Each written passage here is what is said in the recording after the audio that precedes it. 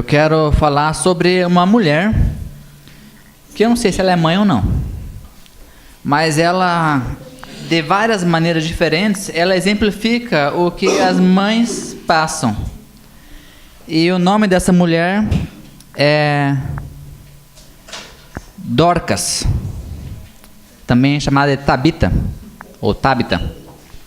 A gente encontra essa história no livro de Atos, capítulo 9. Eu quero convidar os irmãos a abrirem as Bíblias nessa passagem. Atos 9.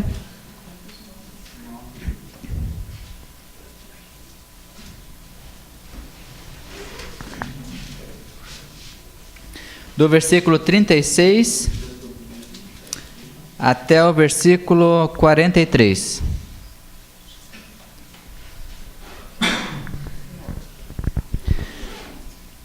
A gente vai ler essa passagem e enquanto depois que nós formos estudar ela um pouquinho, a gente vai ter alguma clareza a respeito do significado que nós vemos por trás de algumas coisas que não nos chamam a atenção de começo.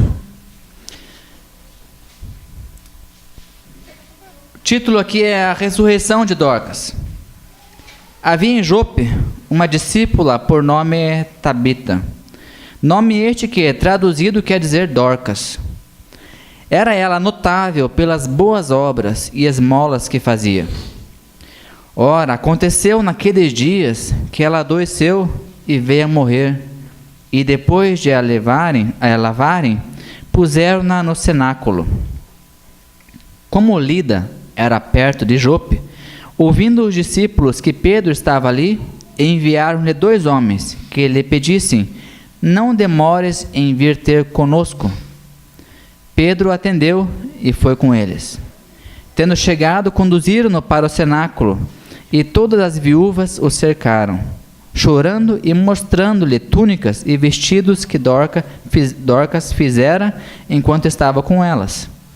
Mas Pedro, tendo feito sair a todos, pondo-se de joelhos e voltando-se para o corpo, disse: Tabita, levanta-te. Ela abriu os olhos e, vendo a Pedro, sentou-se. Ele, dando-lhe a mão, levantou-a e, chamando os santos, especialmente as viúvas, apresentou-a viva. Isso se tornou conhecido por toda a Jope e muitos creram no Senhor. Pedro ficou em Jope muitos dias, em casa de um curtidor chamado Simão. Muitas coisas aqui eu tenho certeza absoluta que passaram desapercebidos por muitas pessoas. Primeiro,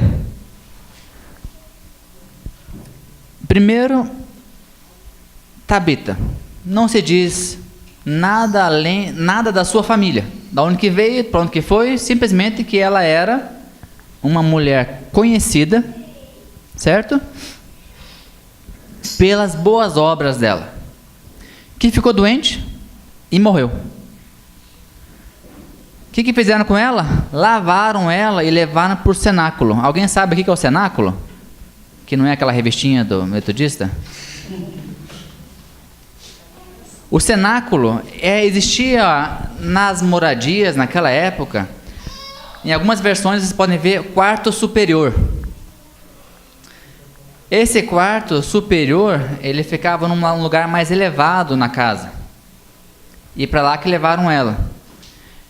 Outra coisa interessante é que tratava-se de judeus, certo? Por quê? Porque eles chamaram a Pedro. E Pedro era um apóstolo que só pregava a judeus, certo? É interessante a gente perceber isso. Então, Pedro foi para lá. Só para contextualizar vocês, em que momento isso acontece, a história que a gente vê depois disso é quando Pedro tem a visão do lençol descendo e que Deus diz que é para ele matar e comer aqueles animais, e Pedro diz que eu não faço nada que seja condenado pela lei, certo? Então, isso só para contextualizar a gente, que Pedro estava seguindo fielmente a lei, e a lei era para os judeus. Não judeu, não entra, certo? Então, Aqui a gente está numa família judia, porém não estão em Jerusalém. É muito interessante a maneira como o judeu segue regras. Porque em Jerusalém, se uma pessoa morresse, ela tinha que ser sepultada no mesmo dia. Sabiam? Tinha que ser sepultada no mesmo dia. Só que fora de Jerusalém, tinha 3 dias para sepultar. Olha que interessante. Porque essa mulher morreu. Levaram ela para ser velada, né? A gente não era esse termo que usava naquela época, mas nós sabemos que isso é o velório. Enquanto ela está lá, Jope, é Jope, né? Fica em torno de 4 quilômetros da estrada que leva para Jerusalém. Então, estava relativamente perto daquela cidade que elas estavam.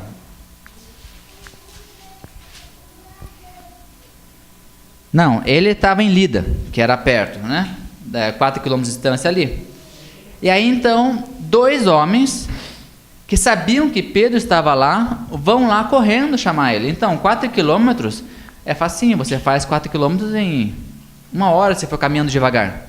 Eu acho que eles não foram tão devagar, então, rapidinho eles chegaram lá, convenceram Pedro a voltar com eles até a Jope e levaram para casa dessa mulher. Sabe outra curiosidade? Que Pedro estava com Jesus em todas as vezes que Jesus ressuscitou algum morto. Sabiam? É surpresa, né?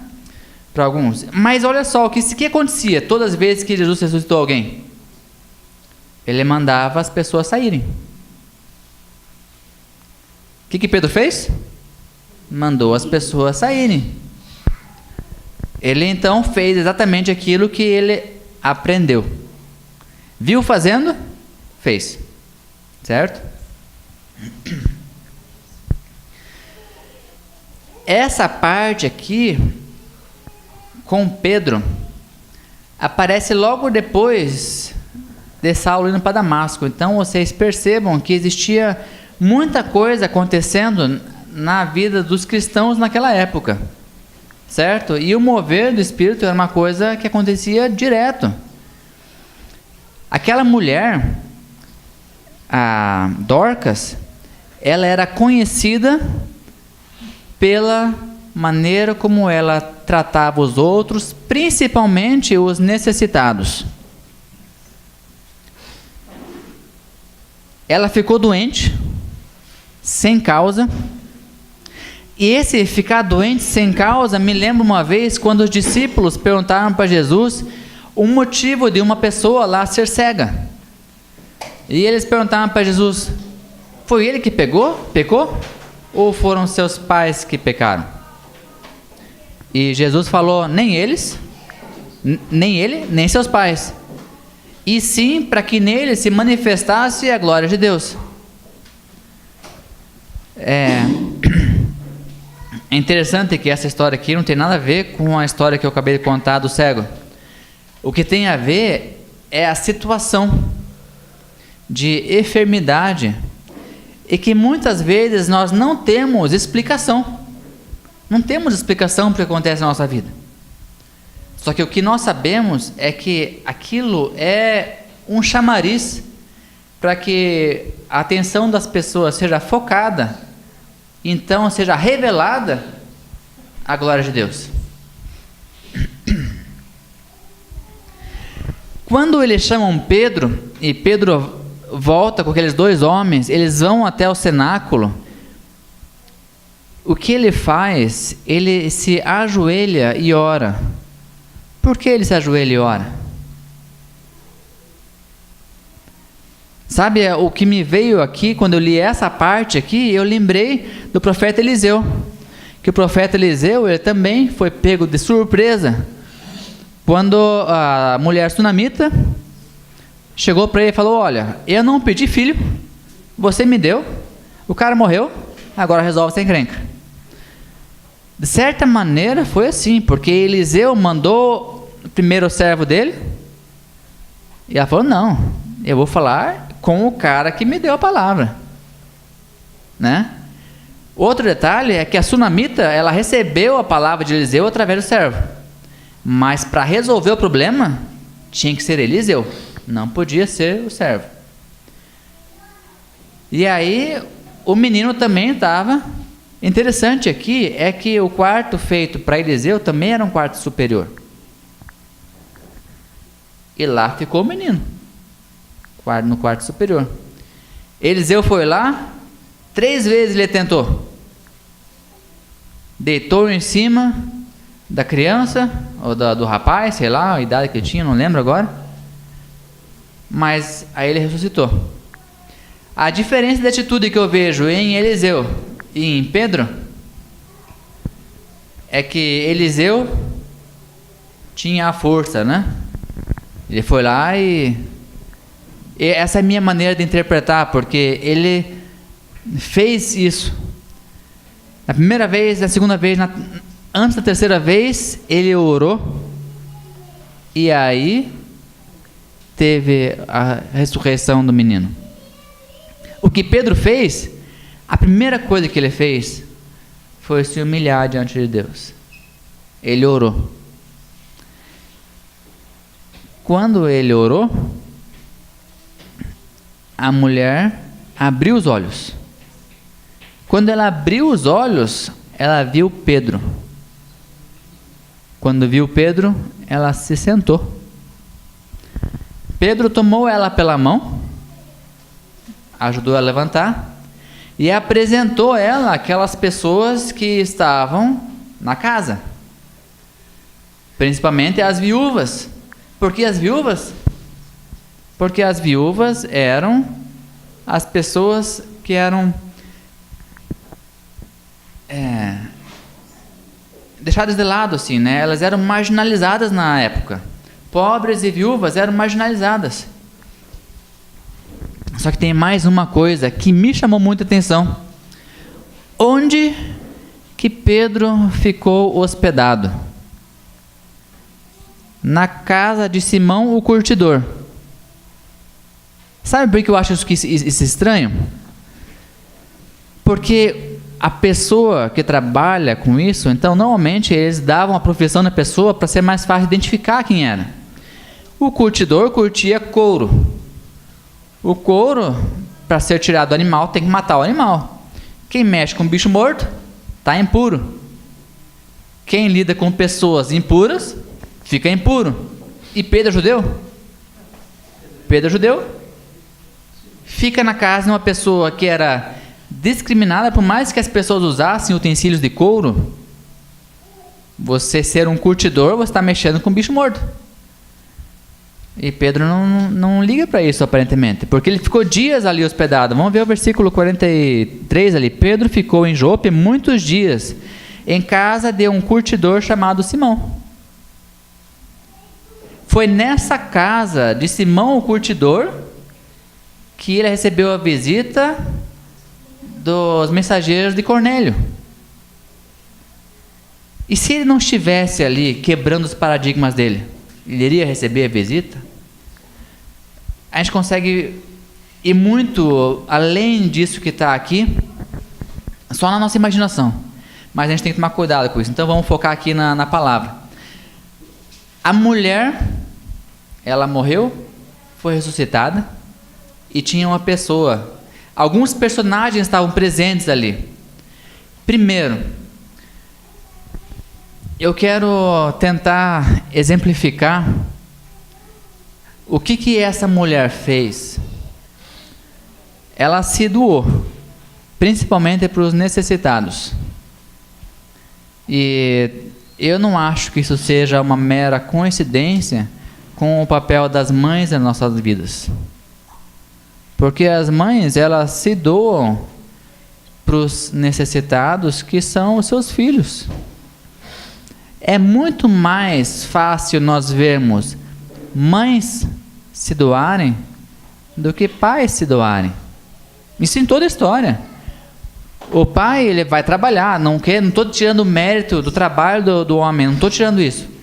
Mas a parte emocional, afetiva, física, de doação para a criança é muito mais visível na mãe do que no pai. E nesse jeito eu quero que vocês imaginem aqui as mães na pele de Dorcas. Quantas vezes vocês não fizeram isso? Não se doaram? Quantas vezes vocês não ficaram cansadas? Quantas vezes vocês não ficaram adoecidas? E tem uma passagem em Provérbios. Cadê?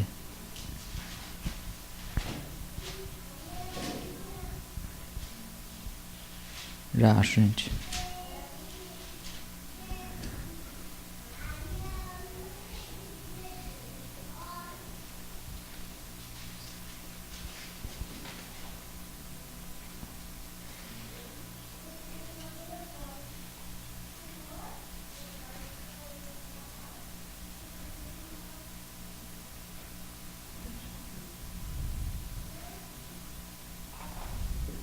Ó, é duro esse negócio de não decorar a Bíblia, viu?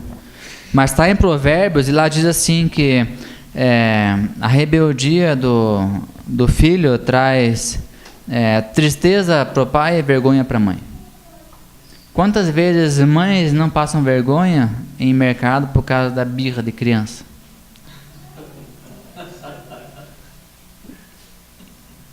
Eu já presenciei isso também. Na verdade, eu até já contribuí para minha mãe passar vergonha.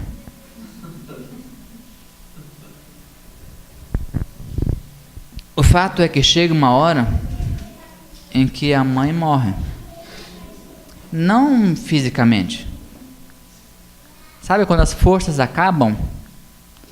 Quando você não vê mais, você não tem mais como continuar naquela situação, e por mesma maneira como aqui com Dorcas, não diz o motivo pelo qual ela estava doente e morreu, simplesmente ela adoeceu e morreu. Quantas mulheres aqui na nossa igreja já não passaram por isso? Chegaram a adoecer por algum motivo. E se a gente for ver hoje o mal do século, qual que é? É depressão. A depressão não mata a pessoa porque ela deixa de viver. E quando a gente estava na escola dominical, algumas semanas atrás, a gente falou que é muito interessante nós analisarmos a Bíblia por expressões contrárias ao que está escrito. Por exemplo, aquele mandamento que diz não matarás, é fácil seguir, não é? Só você não matar ninguém. Agora, qual que seria o contrário disso? Não matará? Não matar? Você fale a mesma coisa, só que não usando a palavra matar. É de vida, certo? Mantenha a vida, dê vida. Tudo aquilo que não traz a morte, você tem que fazer. Então, crie uma afirmação em vez de uma negativa, e você vai ver que você pode dar vida para uma pessoa com um bom dia, um sorriso. Você pode dar vida para uma pessoa com uma ajuda, às vezes financeira, às vezes física, às vezes uma oração, às vezes tantas coisas que já passamos e vimos. Então, a Bíblia começa a fazer efeito em nossa vida, ela começa a ficar viva quando a gente consegue ver a coisa prática acontecendo. Então, se nós não temos vida, nós estamos morrendo, certo? Eu vejo isso. A questão da depressão, ela mata, ela sufoca, ela te isola e você não quer mais nada. Aí, o que acontece? É muito bom quando você tem pessoas que se importam com você. Aquela mulher, Dorcas, teve várias pessoas que se importaram com ela. Várias pessoas que sentiram a ausência da vida de Dorcas. Da mesma maneira como nós sentimos falta de pessoas, porque viajaram, porque estão distantes, a ausência da proximidade, do contato nos faz falta. E aqui eles sentiram falta de Dorcas, e as pessoas que foram abençoadas pela vida de Dorcas estavam lá chorando a morte dela, principalmente as viúvas, que eram as pessoas excluídas. Aquelas pessoas que ninguém dá atenção e você dá atenção, essas pessoas vão sentir a tua falta. Você faz parte da vida dessas pessoas. A atenção que você dá para o teu filho, quando ele não tiver essa atenção, ele vai sentir falta. E aí 2 homens foram procurar Pedro. Pedro, é interessante, quando eu lembro de Pedro, o que significa o nome Pedro? Jesus falou: Pedro, tu és pedra, sobre essa pedra edificarei a minha igreja.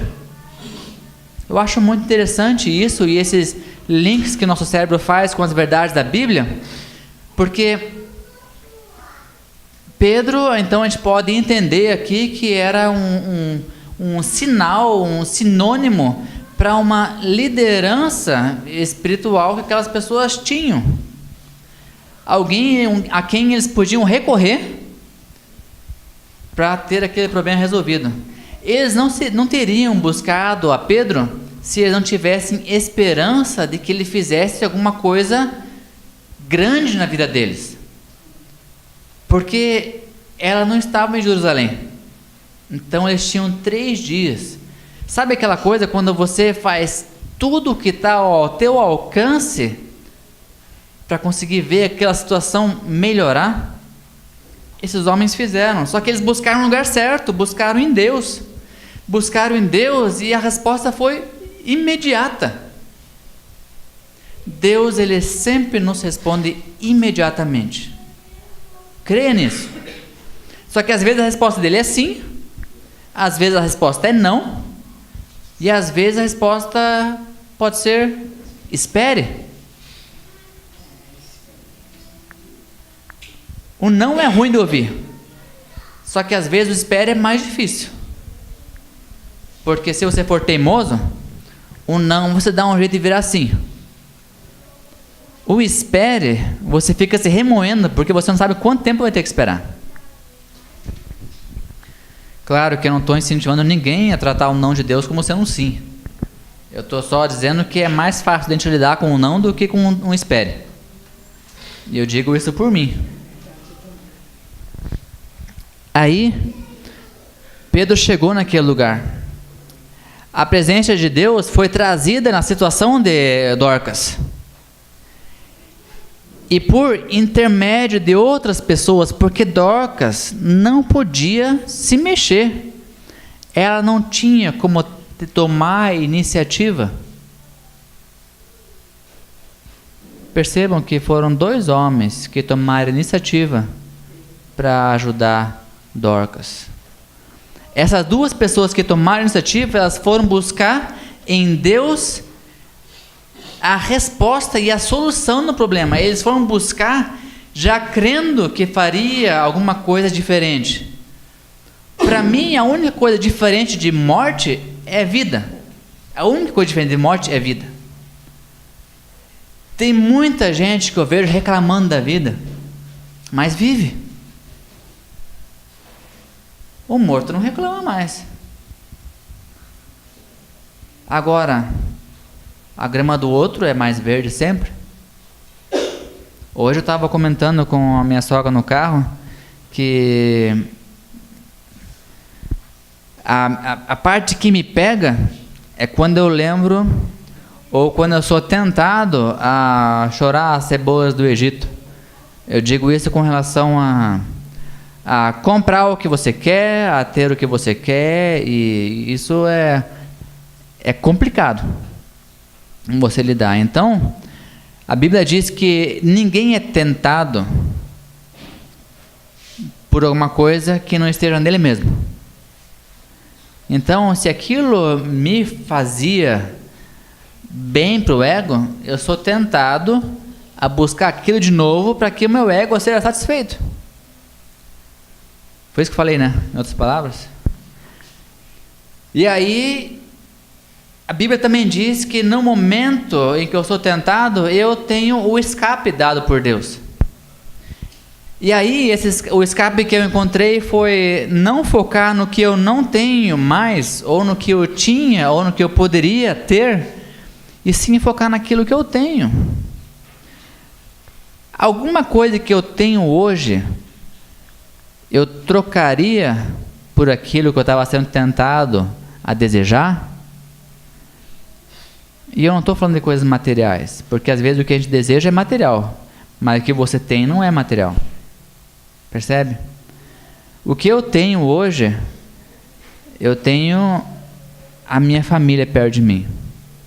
O que eu tinha antes, eu tinha o trabalho, o dinheiro e a possibilidade de comprar as coisas, mas eu estava matando a minha família. E isso não troca, porque o custo é alto demais para mim. Dorcas, ela não via, ela estava impossibilitada de uma mudança de vida por iniciativa dela, porque ela estava morta, sem vida. Pessoas intercederam por ela, buscaram em Deus. E aí nós vemos uma pessoa que é enviada por Deus, que foi Pedro, enviado para acudir aqueles homens, e quando ele chega lá, ele percebe que o problema era um pouco mais sério. Eu fico pensando, se isso acontecesse comigo hoje, o que eu iria fazer? Olha, Richard, vem cá urgente. Quando chega lá, a pessoa está morta. A gente precisa que você faça alguma coisa. Deu uau. O que eu vou fazer? Sabe, é uma coisa que quando eu li uma vez um livro chamado Palavras que Movem Montanhas, e o testemunho que aquele autor colocou no livro foi o seguinte: ele estava num lugar público, né, e de repente uma pessoa infartou e morreu. E algum médico, e só tinha ele de mais experiente ali, e a experiência dele era de pastor. E ele nunca tinha passado por uma situação daquela. E ele morrendo de vergonha, não sabia o que fazer. Ele foi lá e chegou e cochichou na orelha daquela pessoa morta: ressuscita em nome de Jesus. E a pessoa ressuscitou. Fez diferença para a vida daquela pessoa que tinha morrido? Olha, relatos dizem que quando a pessoa morre e volta à vida, às vezes por desfibrilador, uma coisa assim, ela vê aquela luz, tem uma experiência assim, mas ela não percebe que passou tempo. Foi uma piscada. Agora, a vida daquele pastor mudou, porque ele viu o poder de Deus agindo. Quando ele se sentiu o mínimo, o menor capacitado para fazer alguma coisa. Pedro, ele via a experiência de Jesus. E ele colocou essa experiência que ele viu em prática. Só que um detalhe é que ele primeiro se ajoelhou e orou.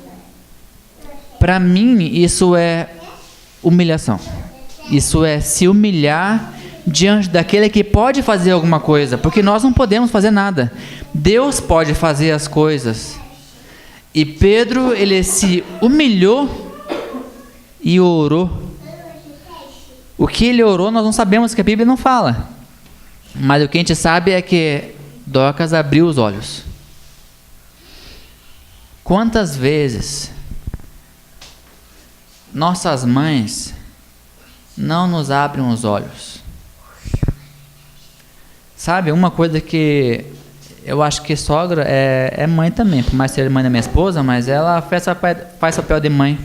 E eu vou contar uma história que uma vez a Cleusa, ela me ajudou muito quando eu estava namorando a Cris. E primeiro que eu sabia tudo, né? Eu era o cara, então para me ensinar alguma coisa era difícil. Ela me deu um livro chamado Homens de Verdade Também Tem Sentimentos. E esse livro, ele mudou a minha vida, porque eu descobri que a vida era mais do que se sentir bem ou se sentir mal. Eu podia me sentir humilhado, eu podia me sentir orgulhoso, eu podia me sentir triste, eu podia me sentir alegre, eu podia me sentir extasiado, ou esgotado, ou humilhado, ou qualquer coisa assim. Eu tinha mais adjetivos que eu podia dar para o meu sentimento do que estar bem ou estar mal. E aquilo foi um aprendizado para mim libertador, porque eu descobri que eu posso ter sentimentos e que eu posso expressar eles, e que existe uma maneira certa de expressar esses sentimentos. Eu lembro do exercício que o livro dava, que eu tinha que ficar anotando, e a primeira coisa que eu lembro que eu anotei foi quando um cara me fechou no trânsito e era para eu escrever o que me passava na cabeça. E eu escrevi as palavras certas, não lembro, mas eu estou com vontade de bater naquele homem, ou bater no carro, sabe, de provocar, de fazer valer meus direitos. Eu quero que ele saiba o quanto que ele está errado e o quanto eu estou certo. Ele não devia ter feito aquilo, ele devia se arrepender de ter nascido, uma coisa assim. Eu fiquei com muita raiva, e eu, como não sabia que aquilo era raiva, eu escrevi o que eu tinha vontade de fazer. E o exercício seguinte era, depois, com um tempo, ler um dicionário que tinha naquele livro, explicando cada um dos sentimentos. E aí era para eu colocar no meu relato qual sentimento mais se encaixava naquele relato. Quando eu descobri que aquilo era raiva, nossa, eu comecei a ter raiva de todo mundo. Porque era o único sentimento que eu estava bem, mal ou com raiva. Sabe? E para mim era muito legal, porque eu aumentei em 50% os meus sentimentos. E depois veio a alegria, êxtase, etc, etc, etc.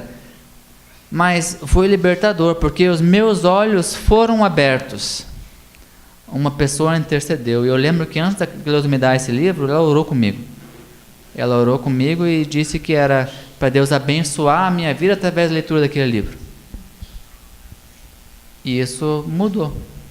Abriu meus olhos. Quando eu abro meus olhos, o que aconteceu em seguida foi que quando nossos olhos são abertos, nós olhamos para aquela pessoa que foi enviada por Deus para nos abrir os olhos, né? E que maravilha é quando essa pessoa toma a gente na mão e nos apresenta para os outros. Depois disso, eu comecei a fazer um negócio chamado rever, que é bem complicado e é bem doído, chato, e o problema é que essa chatice é porque a gente não quer mexer nas coisas que machucam. E eu aprendi que quando a gente mexe, a gente está sendo sarado. E aí a gente começa a se retorcer, é igual limpar a ferida, sabe? Quando está todo esfolado. Eu lembro quando eu desci uma ribanceira com skate, eu tinha acabado de ganhar o skate, eu achava que eu era o skatista. Eu tinha andado só na garagem de casa até aquela vez, e eu resolvi descer a ladeira de antipó. E quando eu caí, eu fui coletando as britas no meu joelho. Né? E aquilo ficou ali, e a minha mãe trabalhava, então estava eu, a minha irmã e meus irmãos em casa, e eu cheguei todo ensanguentado com brita, e a minha irmã, ela ligou para o panificador onde minha mãe trabalhava. O que eu faço? Tem que lavar com buchinha, não sei o que lá, com escovinha para tirar as pedras. Que horror! Eu acho que é por isso que quando eu vejo alguma pessoa machucada, não é tão ruim quanto escutar uma pessoa relatando o seu processo de se machucar. Porque eu acho que eu lembro cada pedra saindo do meu joelho. Sei lá. É horrível.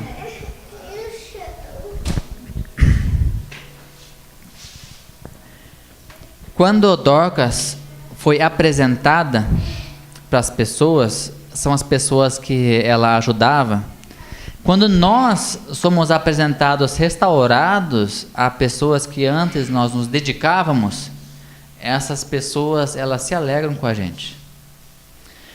Outra coisa que acontece é que nós queremos que essa pessoa permaneça junto com a gente.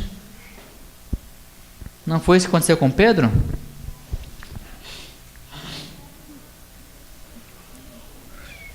Pedro ficou em Jope muitos dias em casa de um curtidor chamado Simão. Ele ficou muitos dias lá, nessa cidade, em Jope. O que aconteceu logo antes? Isso se tornou conhecido por toda Jope, e muitos creram no Senhor.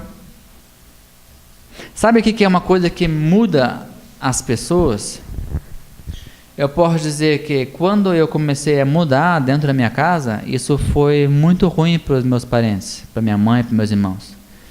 E eles não sabiam lidar comigo daquele jeito, e eu também não sabia lidar com eles daquele jeito. Foi um aprendizado. Só que eu era meio tosco, então eu falei muita coisa que não precisava ter falado, ou do jeito que não precisava ter dito. Mas hoje eu vejo que os meus irmãos também aprenderam muita coisa, porque respingou neles a mudança que eu tive na minha vida. Muita coisa mudou na vida dos meus pais, muita coisa mudou na vida dos meus sogros e dos meus cunhados pela maneira como eu me posicionei. E se eu ainda fosse aquela pessoa que se deixava levar pelos sentimentos, pelos desejos, pelas vontades das pessoas, eu ainda seria uma pessoa sem identidade. Nós precisamos ter pessoas que nos abram os olhos. Só que se nós não conseguimos abrir os olhos por nossa conta, que tal nós sermos aquelas pessoas que intercedem pelos outros, que não estão conseguindo abrir os olhos e que vão recorrer a Deus por ajuda? Se você não é aquele que vai recorrer a Deus, e se você for aquele que é enviado por Deus para abrir os olhos da pessoa, que bênção que é. Se você é enviado por Deus e você se humilha reconhecendo que você sem Jesus não é nada, e Ele, por causa do seu amor enorme, infinito e da sua graça sem fim, Ele usa você, usa eu, que nós somos imperfeitos, e nós podemos então trazer vida para outra pessoa. Isso não é maravilhoso? Não é isso que a gente entende por igreja? É isso que eu entendo por igreja.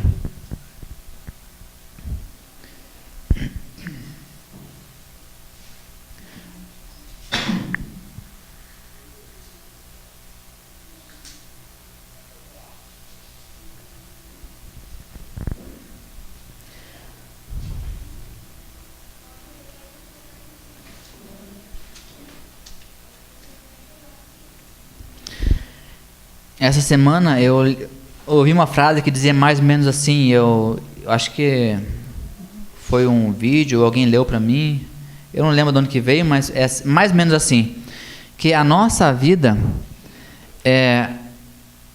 a vida do cristão, na verdade, é a Bíblia em execução sendo lida pelos não crentes. Eu achei uma frase muito linda, só que muito perigosa, porque a Bíblia diz que aquele que acrescentar uma vírgula ou tirar uma vírgula da palavra de Deus, que seja anátema, que seja excluído, que seja abolido. Se a vida do crente é a Bíblia em execução e nós aumentamos coisas, ou nós diminuímos coisas da Bíblia, olha o perigo que é a nossa vida, olha o perigo que está em nós de influenciar as outras pessoas. Para terminar,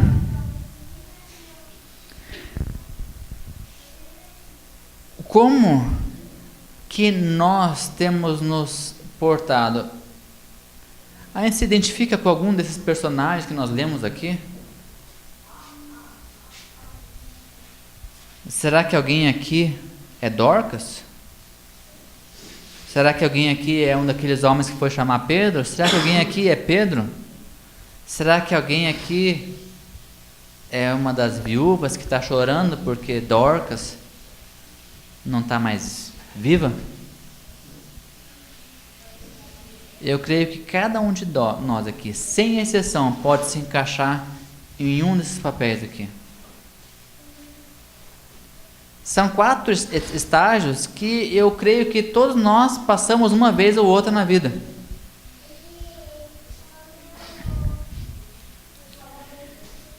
E por último, eu quero fazer uma pergunta para vocês refletirem. Qual é a necessidade de mudança na tua vida? Se você é a pessoa que não tem vida, você precisa que teus olhos sejam abertos. Se você é a pessoa que tinha alguém querido perto e essa pessoa não apresenta mais vida, você é aquela que deveria interceder talvez por outros, porque você sente isso, mas por algum motivo você não fez. Você é aquele que tem um chamado de Deus para ir e intencionalmente tocar a vida de alguém e por algum motivo você não faz? Você tem a certeza disso, mas não faz? Ou você é aquele que tem todas as condições de fazer o bem para outras pessoas e não faz? Alguma coisa precisa mudar na tua vida? Eu queria colocar essa pergunta para a gente refletir. E se essa pergunta faz sentido para você, eu queria convidar você a uma palavra de oração. Cada um tem no seu coração, eu creio, exatamente o que está precisando ser mudado. Cada um de nós tem essa característica. Em qual papel nos encontramos e nesse papel o que precisa ser mudado. E quando a gente estiver orando, realmente coloque isso diante de Deus e peça essa mudança, porque na Bíblia diz que é Deus quem opera tanto o querer quanto o realizar. Então, se você sentiu a necessidade da mudança, creia que foi o Espírito Santo que colocou essa necessidade no teu coração e creia também que é o mesmo Espírito que vai te dar condições de efetuar essa mudança. Olha comigo assim, diz: Senhor meu Deus, eu quero colocar a minha vida diante do Senhor. Eu reconheço que da maneira como está, eu não quero continuar. Pai querido, eu dependo totalmente do Senhor e o Senhor colocou o desejo no meu coração dessa mudança. Eu quero fazer diferença na vida das pessoas,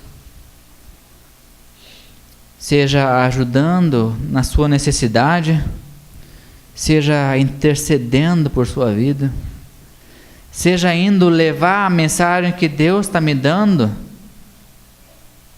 seja abrindo os olhos, seja o que for, Deus, eu quero fazer a diferença. Eu quero que o Senhor faça a diferença na minha vida, para que a minha vida glorifique o Teu nome ao estar junto com outras pessoas. Senhor Deus, Teu é todo louvor, toda a glória, todo o poder, para todo sempre. E em nós só existe o desejo de corresponder ao amor que o Senhor coloca no nosso coração. Nós precisamos do Senhor, Deus, e nós queremos nesse momento nos colocar diante do Senhor com o coração quebrantado, porque nós sabemos que isso é aquilo que te agrada. Isso é o que te agrada, um espírito contrito, um coração quebrantado.